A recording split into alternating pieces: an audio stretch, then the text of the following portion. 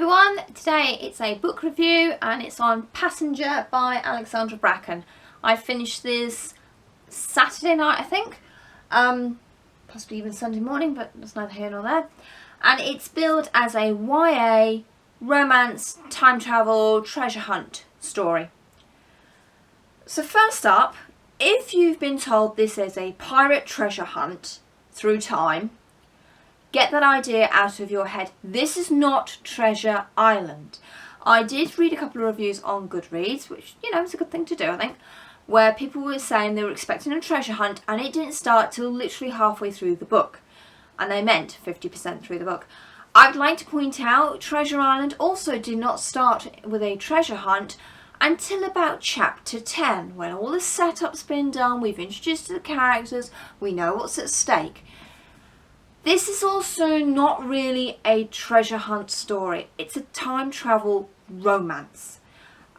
We meet Etta, or Henrietta Spencer, who discovers purely out the blue, and I mean out the blue, that she can travel through rips in time. She is one of the travellers. Apparently there are 4 or 5 families that could do this, and they've basically all been brought into one family called the Ironwoods. And Etta knows nothing about this. So when she actually does arrive in 1776, in the middle of a boat, she's got her senses back and everything, and she's discovered that she's basically been kidnapped by a young girl called Sophia, who works for the Ironwood family, and begins a chapter of question and answer info dump. I don't mind you ask a question, I'll tell you the answer, then I ask a question and you tell me the answer. I don't mind that scenario if it fits right. But to dump a whole pile of history and information that the reader needs as well as the main character, I think it's a bit sloppy. I understand why the author had to do that. Why she wrote herself into that corner of, I need my character to actually understand what's going on. How am I going to do this?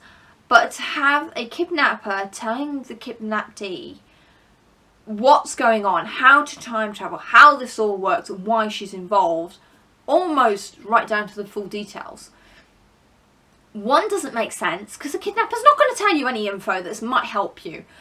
2, it was, you know, it's lazy storytelling, honestly. It did bug me quite a bit, that chapter. I mean, yeah, it was nice. You know, Etta was getting changed to 18th century clothing and all that, so becoming part of it. But it was very jarring. As I was reading it, I thought, no, this should have been handled much, much better. But then we wouldn't have ended up with Etta in the middle of a boat with this fabulous opening where she meets Nicholas, our second character in this book. So I don't know. I mean, to be honest, the beginning of the book should have been rewritten. And all that information should have been given to the reader and Etta as and when. Not in a one big chapter info dump. So that was my first bugbear. My second bugbear is the romance. There seems to be this phrase called insta-romance? Instamance? I don't know. Where's this come from? It's love at first sight, effectively, in the story.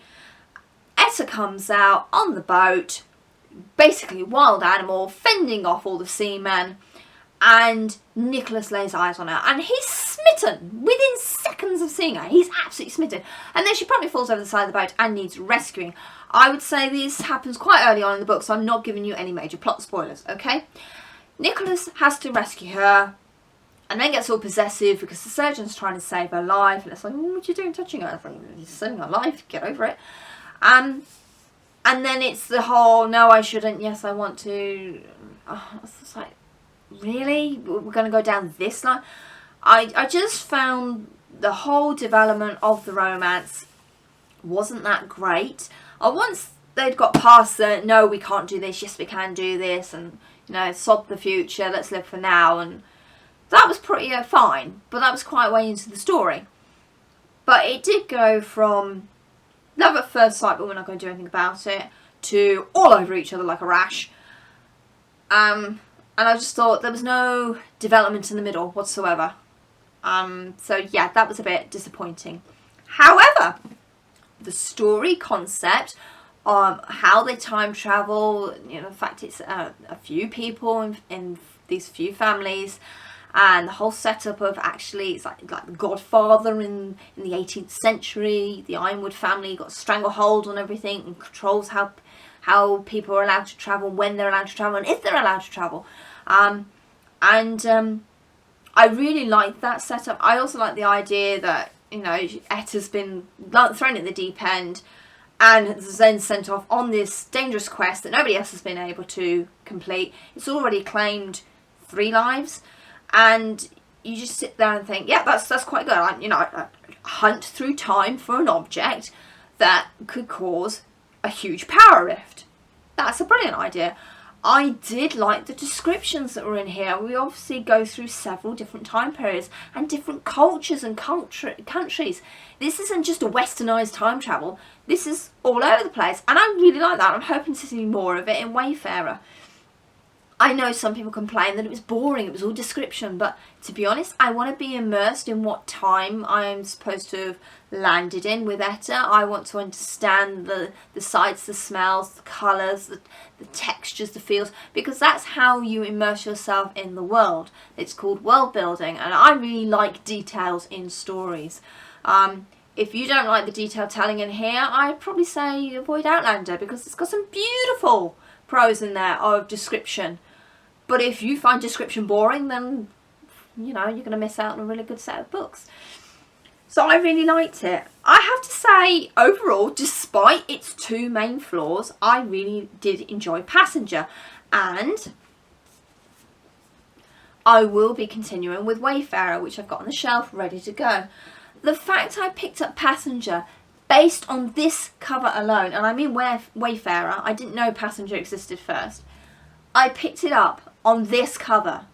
Is the only reason I picked up this book. I didn't think it did too bad a job. It wasn't perfect, but then very few books that I pick up randomly are perfect.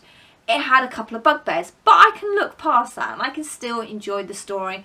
And yeah, okay, the characters, I'm not won over by them, but they're not bad. I've read worse. I've read a hell of a lot better. So overall, if you are expecting a time travel romance with a nice dollop of history and culture thrown in, and some, you know, fairly safe characters, I would say, then give Passenger a go. You're not going to be disappointed. You know, if you don't fancy reading both of them, go out and borrow Passenger from the library. Give it a go, see what you think of it.